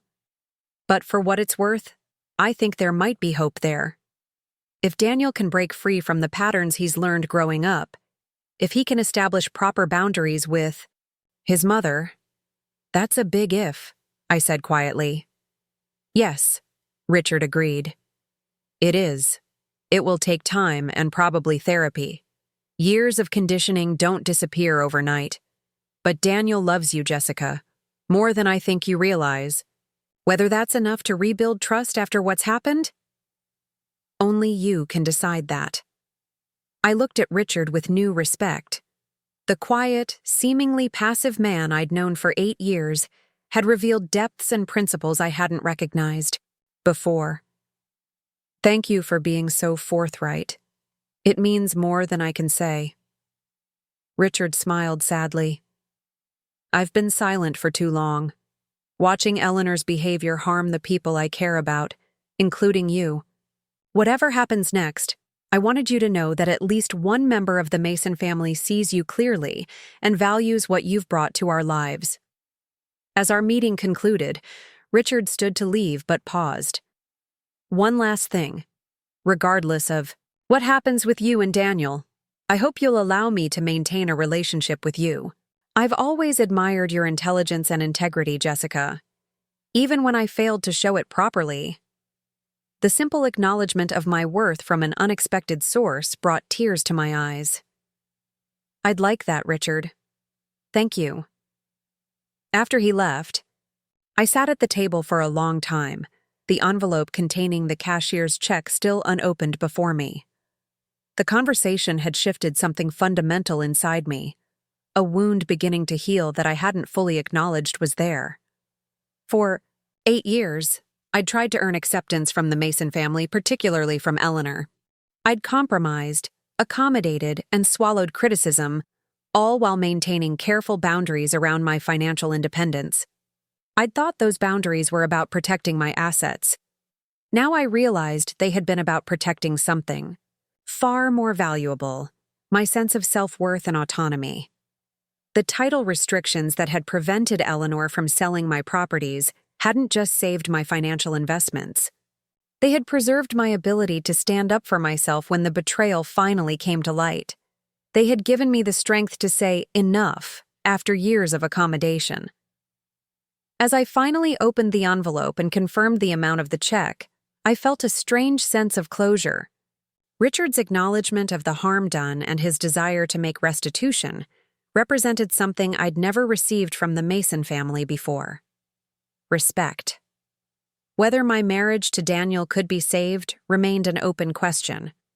But for the first time since discovering Eleanor's betrayal, I felt a glimmer of hope that something positive might emerge from this painful situation. Not just for me, but perhaps for Daniel and his family as well. I gathered my purse and the envelope, ready to leave the coffee shop with a lighter heart than I'd entered it. Whatever came next, I would face it with the same determination and foresight that had protected my properties when those closest to me had failed to do so. The hearing date for Eleanor's criminal charges arrived with surprising swiftness. In the 2 weeks since my meeting with Richard, much had changed. Eleanor had been formally charged with forgery, fraud, and attempted grand theft. The evidence was so overwhelming that her attorney had already approached the prosecutor about a potential plea deal. I sat in the courthouse hallway, dressed in a simple navy suit, waiting for the proceedings to begin. Michael sat beside me, reviewing documents one final time. We'd arrived early to avoid any uncomfortable encounters with the Mason family, but as the corridor began to fill with other cases waiting to be heard, familiar voices caught my attention. Vanessa and her fiancé entered first, followed by Richard and Arthur Winters. To my surprise, Daniel came in last, looking tired but resolute. Our eyes met across the hallway, and after a moment's hesitation, he walked over to where Michael and I were seated. "Could we speak privately for a moment?" he asked, his voice low. Michael gave me a questioning look, and I nodded. "It's okay. I'll stay in plain sight." We moved to a quiet corner of the hallway, still visible to Michael but out of earshot of the growing crowd. "You look well," Daniel said awkwardly. "Thank you." I waited, unsure of his purpose in approaching me. He cleared his throat. "I wanted you to know that I won't be supporting Mom in court today. Dad convinced me to see her financial records, the evidence of the gambling, everything. I had no idea how bad it was." "I'm glad you know the truth now," I said gently, recognizing how difficult this admission must be for him. "I'm sorry, Jessica," he continued, his voice cracking slightly, "for not believing you immediately, for giving Mom permission to sign your name, for years of not standing up when she treated you poorly. I've been doing a lot of thinking these past 2 weeks, and I'm ashamed of the husband I've been." The raw honesty in his words touched me, but I maintained my composure. "Thank you for saying that, Daniel. It means a lot." He shifted uncomfortably. "Mom's attorney says she'll likely get probation and mandatory counseling if she pleads guilty, and makes restitution. Dad's already arranged for her to enter a treatment program for gambling addiction starting next week." "That seems fair," I acknowledged. "I never wanted to see her go to prison. I just needed the behavior to stop and to be acknowledged for what it was." Daniel nodded. "Dad mentioned he gave you a check for expenses. Did that cover everything?" "More than adequately," I assured him. In truth, I hadn't yet decided whether to cash Richard's check. The gesture had meant more to me than the money itself. An awkward silence fell between us. So much remained unsaid, so many questions about our future unasked. "When are you coming home?" Daniel finally asked, vulnerability clear in his voice. The simple question carried immense weight. I'd been staying with Sophia for nearly 3 weeks now, using the time and space to think carefully about what I wanted. "I don't know yet," I answered honestly. "A lot has happened, Daniel. Trust has been broken in ways that can't be quickly repaired." Pain flickered across his face, but he nodded in acceptance. "I understand, but I want you to know I'm committed to rebuilding that trust, if you'll give me the chance.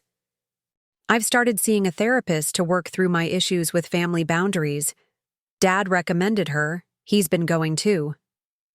The information surprised me. Richard had never struck me as someone who would seek therapy. "That's good to hear," I said sincerely. "I've also moved out of the house," Daniel continued. "I'm renting an apartment near downtown. I needed space from Mom's influence to think clearly about everything." This news caught me completely off guard. Daniel moving out of the family home was unprecedented. The Mason family had always lived in close proximity, with holiday gatherings, Sunday dinners, and constant involvement in each other's lives. His willingness to create physical distance represented a significant change. "That must have been a difficult decision," I said carefully. "It was necessary," he replied simply. "For me to figure out who I am apart from what my family expects me to be. To understand why I've always chosen Mom's version of events over everyone else's, even yours." Before I could respond, A court officer appeared at the end of the hallway, calling for all parties in the Mason case. Daniel looked toward his family, then back at me. "No matter what happens with us," he said quickly, "I want you to know I'm proud of you for standing up for yourself. You were right to pursue this legally, and I'm sorry I didn't see that sooner." The acknowledgement meant more than I expected. "Thank you, Daniel." We walked back toward the courtroom together, separating as we reached our respective parties. Michael gave me a questioning look as I rejoined him. "Everything okay?" he asked quietly. "Yes," I replied, surprised to realize I meant it. "Better than expected, actually." The hearing itself was brief and anticlimactic. Eleanor's attorney announced she would accept the plea deal offered by the prosecution, guilty pleas to forgery and attempted fraud in exchange for 3 years probation, mandatory gambling addiction treatment, and full restitution for any expenses incurred. The judge reviewed the agreement, confirmed Eleanor understood the terms, and scheduled a formal sentencing for the following month. Throughout the proceeding, Eleanor sat rigid and expressionless beside her attorney. Not once did she look in my direction or acknowledge my presence. When the hearing concluded, she was quickly escorted out a side door by her attorney, avoiding any potential confrontation in the main hallway. As we gathered our things to leave, Richard approached, Arthur at his side. "Thank you for seeing this through," Richard said quietly. "I know it wasn't easy, but it was necessary." "How is Eleanor taking it?" I asked, genuine concern in my voice despite everything. Richard sighed. "She's angry, humiliated, and still not fully accepting responsibility. But the treatment program is excellent. And with time, we'll see." "Are you still proceeding with the divorce?" The question was perhaps too personal, but I asked it anyway. "Yes," Richard confirmed. "That decision is final. Our finances are already being separated, and Eleanor will be moving to her sister's house in Portland after completing the initial treatment program." The news surprised me. I'd assumed Eleanor would continue living in the family home regardless of the divorce. "That's a significant change." "It's what's best for everyone," Richard said firmly. "Eleanor needs a fresh start away from familiar triggers, and I need to establish clearer boundaries, as do Daniel and Vanessa." Arthur Winters, who had remained silent until now, spoke up. "The family has enabled Eleanor's behavior for too long. Sometimes true caring means allowing consequences, not preventing them." The wisdom in his words resonated deeply. In many ways, that had been my journey over these past weeks, recognizing that setting boundaries wasn't selfish, but necessary for healthy relationships. "I should go," I said, noting that Michael was waiting patiently nearby. "Thank you both for your support through this difficult time." Richard surprised me with a brief, awkward hug. "Family is more than blood, Jessica. Remember that." As Michael and I walked out of the courthouse into the spring sunshine, I felt a strange mixture of closure and uncertainty. The legal matter was essentially resolved, but my personal life remained in flux. "What happens now?" Michael asked as we reached his car. "Honestly, I'm not sure," I admitted. "Daniel wants to reconcile, but I need time to decide if that's possible." Michael nodded thoughtfully. "For what it's worth, I've seen many couples recover from worse betrayals. Not all, but some. The key factors seem to be genuine accountability and changed behavior, not just remorse. Daniel says he's in therapy, working on boundaries with his family. He's even moved out of the family home." "Those are significant steps," Michael acknowledged. "But ultimately, only you can decide if it's enough to rebuild trust." We parted with promises to stay in touch, Michael insisting I call him with any questions about finalizing the legal proceedings. As I drove back to Sophia's house, my thoughts circled around Daniel's request. "When are you coming home?" The question wasn't as simple as it seemed. The house we'd shared had never truly felt like my home. It had always been filled with Mason family expectations, Eleanor's influence evident in everything from the decor to the weekly schedule of family obligations. Could it ever become a true home for me, even with Daniel making efforts to change? Sophia was working from home when I arrived, eager to hear about the hearing. I gave her the highlights while making us both tea. "So Eleanor essentially got a slap on the wrist," she observed once I'd finished explaining the plea deal. "In terms of legal punishment, yes," I agreed. "But she's lost much more than that. Her marriage, her reputation in the community, her control over her children. For someone like Eleanor, those losses are significant." "And what about you and Daniel? Any decisions there?" I sighed, wrapping my hands around the warm teacup. "I'm torn, Sophia. Part of me wants to believe people can change, that Daniel can learn to establish proper boundaries with his family. He seems sincere in his efforts. But," she prompted, "but 8 years of patterns don't vanish overnight. What happens the next time Eleanor needs something and plays on his guilt? What happens when the family pressures him to get over it and return to the old dynamics?" Sophia nodded, understanding. No easy answers there. "I think I need to see sustained change before making any decisions," I said slowly, the realization crystallizing as I spoke. Words and short-term actions aren't enough. I need to know that Daniel's commitment to boundaries will hold even when tested. "That sounds wise," Sophia agreed. "And in the meantime?" "In the meantime, I think I need my own space, not Daniel's. House, not your guest room, but somewhere that's just mine." The decision felt right as soon as I voiced it. "Maybe one of the units at Riverside is coming available soon." "You'd live in one of your own buildings?" Sophia looked surprised. I smiled. "Why not? They're well maintained, in a neighborhood I like, and it would give me independence while I figure out next steps. Besides, it would be temporary, either until Daniel and I reconcile or until I'm ready for a more permanent arrangement." The plan took shape quickly over the next few days. One of the tenants at the Riverside property was coincidentally moving out at the end of the month, and Carlos assured me he could have the unit freshly painted and ready within 2 weeks. I arranged to move my essential belongings from Daniel's house while he was at work, leaving a note explaining my decision. The evening after my move, Daniel called. "I got your note," he said, his voice carefully neutral. "You're living at Riverside?" "For now," I confirmed. "I need some space that's truly mine while I think about everything." A pause. Are you moving toward divorce?" "No," I said honestly. "It's me giving us both the space to determine what a healthier relationship might look like, if that's possible." His relief was audible. "I'd like that chance, Jessica. I know I've hurt you badly, and I know trust won't come back quickly. But I want to try." "So do I admitted. But slowly, and with clear expectations. We'd need counseling, Daniel, both individually and as a couple."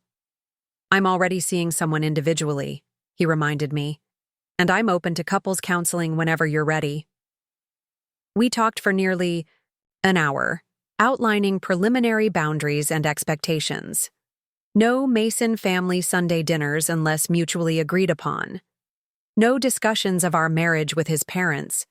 No financial decisions without full transparency and agreement. The conversation was tentative but hopeful, both of us recognizing the work ahead while acknowledging the foundation that remained. 3 days later, Daniel asked if he could see my new place. I agreed with some trepidation, unsure how he would react to my choice to live in one of my investment properties rather than returning to our home. "It's nice," he said sincerely as I showed him around the modest one-bedroom apartment. "Feels like you." The observation caught me by surprise. "What do you mean?" "Practical but comfortable. Thoughtful touches without being showy." He gestured to the simple but elegant furnishings I'd selected. "Our house never felt like this. It was always decorated according to Mom's taste, wasn't it?" The insight, that he recognized how his mother's influence had shaped our living space, gave me a flutter of hope. Yes, it was. When you decide to come back, Daniel said carefully, I want us to redecorate. Make it truly our home, not an extension of the Mason family house. The offer meant more than he could know. I'd like that. Over the following weeks, Daniel and I began the slow process of rebuilding. We started couples counseling with a therapist specializing in family of origin issues. We had dinner together twice a week, sometimes at restaurants, sometimes at my apartment. Slowly, cautiously, we began to rediscover why we'd fallen in love in the first place, free from the constant presence of the Mason family dynamics. Eleanor completed her initial treatment program and moved to Portland as planned. The distance helped Daniel maintain his boundaries, though her occasional phone calls still triggered old patterns he had to consciously resist. Richard filed the final divorce papers and began building a new life of his own, finding unexpected friendship and support in Arthur Winters. 3 months after moving into the Riverside apartment, I found myself sitting on my small balcony one evening, reflecting on the journey that had brought me here. The title restrictions I'd added to my properties, the legal precautions that Eleanor and Daniel had once dismissed as unnecessary paranoia, had saved more than just my financial investments. They had catalyzed a complete transformation in my life and relationships. By protecting what was mine, I'd learned to value myself in ways I hadn't before. I'd discovered strength I didn't know I possessed and allies I hadn't recognized. Most importantly, I'd established boundaries that allowed for genuine connection rather than compliance. My phone rang with a text from Daniel. Still on for dinner? Tomorrow? I have something important to ask you. I smiled, suspecting what the question might be. After months of careful rebuilding, we'd reached a new level of trust. Not the blind trust of our early marriage, but something more grounded in reality and mutual respect. Whether I said yes to returning home, to the house we were slowly remaking into our own space, remained to be decided. But whatever choice I made would be from a position of strength and self-knowledge, not compromise or accommodation. The title restrictions that had once seemed like excessive caution had given me the most precious restriction of all, the ability to say enough when boundaries were crossed. That gift would shape every relationship in my life going forward, most especially my marriage. As the sun set over the Riverside property, I texted back, looking forward to it. And yes, I'm ready for that conversation. Up next, you've got 2 more standout stories right on your screen. If this one hit the mark, you won't want to pass these up. Just click and check them out.